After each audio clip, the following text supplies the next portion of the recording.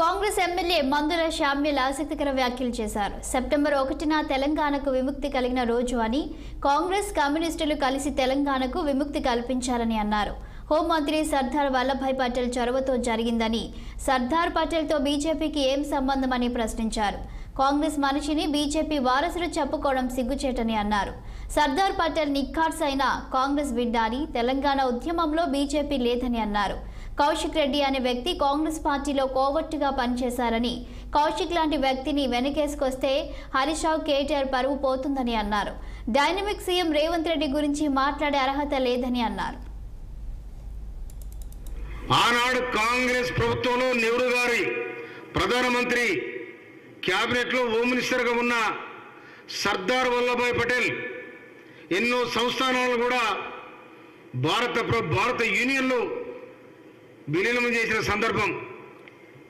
ఆనాడు ఈ BJP party కానీ బీజేపీ ఆనవాళ్ళు కూడా ఇక్కడ లేవు. కానీ ఇలా బీజేపీ వాళ్ళు దీనికి ఏదో రంగు పూసి మేమే విముక్తి చేసినాం, సర్దార్ వల్లభాయ్ పటేల్ మా చుట్టము, మాకే వారసుడు అన్నట్టు వాళ్ళు ఫీల్ అవుతా ఉన్నారు. కానీ సర్దార్ వల్లభాయ్ పటేల్ గారికి బీజేపీకి సంబంధం ఎక్కడిది? బీజేపీ అని పుట్టింది, సర్దార్ వల్లభాయ్ పటేల్ అని పుట్టిండు. ఆయన చేసిన కార్యక్రమాలు ఏంటి, మీరు చేసే కార్యక్రమాలు ఏంటి? కనుక మీరు సర్దార్ వల్లభాయ్ పటేల్ను సొంతం చేసుకోవాలని ఏదో మీరు కలలుగంటారు. కానీ ఆయన నికారస్ కాంగ్రెస్ ప్రభుత్వంలో యూనియన్ హోమ్ మినిస్టర్ ఆయన